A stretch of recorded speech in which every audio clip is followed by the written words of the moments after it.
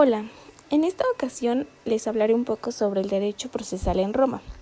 Bueno, el proceso civil se utilizó para la reparación de un derecho violado.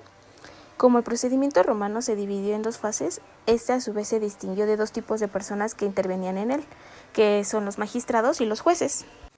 Entonces surgió el concepto de jurisdictio, que se refiere al poder del magistrado que tiene para organizar la instancia y de enviar las partes ante un juez, o de también poderlo juzgar él mismo. Hablemos primero del sistema procesal de las legis actiones. Este es un sistema procesal de las acciones de ley que consisten en ciertos procedimientos compuestos de palabras y de hechos determinados que se debían hacer ante el magistrado. Bueno, pero ¿cuáles son sus características generales? En este solo se podía proceder a los ritos de las acciones de la ley durante los días fastos. Más adelante veremos de qué se trata esto. Este proceso también se reservó únicamente a los ciudadanos, además de que nadie podía, en asuntos de justicia, figurar por otro, o sea, intervenir por otro. En cuanto a los jueces, estaban los que componían los tribunales permanentes, que estos se denominaban los decemviri stilitibus judicantis, y los otros eran los centubiri. Y además tenemos los otros jueces, que son los simples particulares, divididos en iudex, el árbiter y los recuperatores. De hecho, ellos juzgaban los procesos entre ciudadanos y peregrinos. Pasemos ahora a los diferentes tipos de acciones. Primero tenemos las acciones declarativas. En ellas encontramos a las legis actio per sacramento, que estas a su vez se dividían en dos, en rem y en personam. La in rem, esta era empleada para dirimir controversias sobre la propiedad de una cosa, mientras que la otra, la de in personam, esta era utilizada para dirimir asuntos sobre derechos de crédito. Aquí el ritual que se empleaba, estando presentes ambas partes, el que reivindicaba portaba en la mano una vara aferrada a la cosa que reclamaba, y acto seguido se provocaban mutuamente una apuesta. Esta se procedía a la designación del iudex o el árbitro. Pasemos ahora a las legis actio per iudicis arbitrae postulationem. Estas se aplicaban en las acciones divisorias o procedimientos de liquidación de dinero, la división de la herencia y para reclamar créditos. Su principal diferencia de la anterior es que en esta no existía esa apuesta, era mucho más breve su procedimiento. Y por último tenemos las legis actio por condictionem, utilizada esta para créditos consistentes en una suma cierta de dinero, y en esta no se necesitaba que se exprese la causa jurídica, bastaba con la afirmación por el demandante del derecho que la asiste. Y ahora tenemos a lo que son las acciones ejecutivas. En ellas se encuentran las legis actio per manus iniectionem, que se utilizaba en la presión corporal, y esta presupone una deuda de dinero, y las otras son las legis actio per pignoris capionem, que esta se utilizaba para hacer efectivos algunos créditos y era un medio extraprocesal.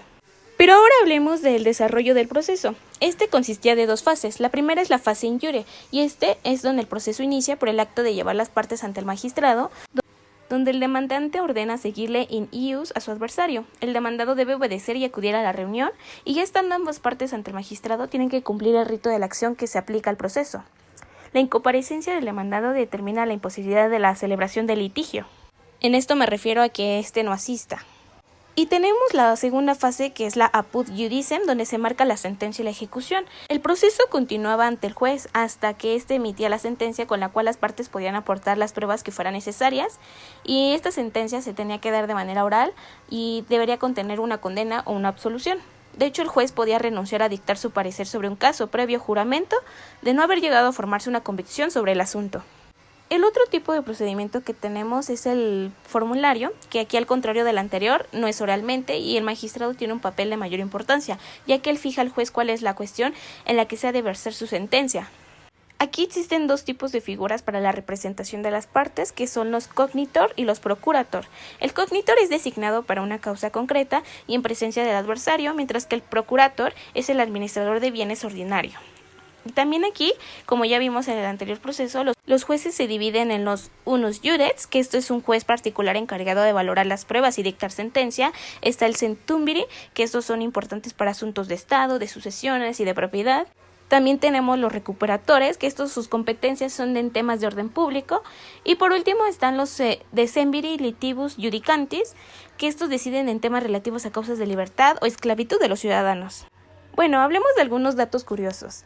Los días fasti son los días hábiles judicialmente, mientras que los nefastis, al contrario, estos no lo son. También el año judicial se dividía en dos periodos, uno de invierno llamado menses inverni y otro de verano que se llamaba menses aestivi. Bueno, hablemos ahora de la fórmula. Existieron distintas definiciones, como lo fue la de Grassac, que lo define como un documento concreto en el cual se instituye un tribunal individual el programa del proceso. Otra es la de Wenger, que lo define como un esquema de acción, bien como una fórmula escrita. Y ahora mencionaremos cuáles son sus partes principales de este documento. Primero, se encuentra la designación del juez. Segundo, tenemos el demonstrain, que se encuentra a la cabeza de la fórmula donde aclara el origen del que se deriva el derecho legado. Tenemos también la intentio, que esta es la expresión de lo que quiere el demandante. La condemnatio, en la que se manda al juez que condene o absuelva. Y por último, la adjudicatio, que esta atribuye al juez el poder de distribuir a cada uno lo que le corresponde, tratándose de temas donde existan bienes de por medio. Ahora les hablaré de lo que son las partes accesorias de la fórmula. La primera son las prescripciones, que estas eran advertencias al juez para ver si había de entrar un no en el fondo de una cuestión litigiosa o limitarse el alcance de sus consecuencias. La otra es la exceptio, que es el reflejo de la alegación del demandado. Pero ahora veremos cómo es este desarrollo del proceso. También este consiste en las mismas dos fases que la anterior, que está primero la fase injurie, donde el demandante expone su pretensión, señala la acción y pide al magistrado la obtención de la misma. Luego le sigue la litis contestatio, donde sea aceptada por los litigantes los términos de la fórmula. Y ya de aquí parte lo que es la fase apud judicem, la sentencia y la ejecución, donde primero se expone y hacen las defensas orales de las tesis de cada parte, y además está la práctica de las pruebas, y por último se dicta sentencia.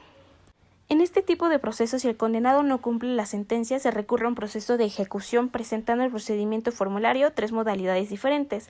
La primera es sobre la persona del vencido en el pleito, la segunda es sobre el patrimonio en bloque del deudor, y la última es la ejecución patrimonial que no afectaba la totalidad de los bienes del condenado. Por último, este mapa conceptual es un resumen de lo ya comentado y espero que les sirva para poder entender mucho mejor lo que ya expliqué. Esto es todo de mi parte y muchas gracias por su atención.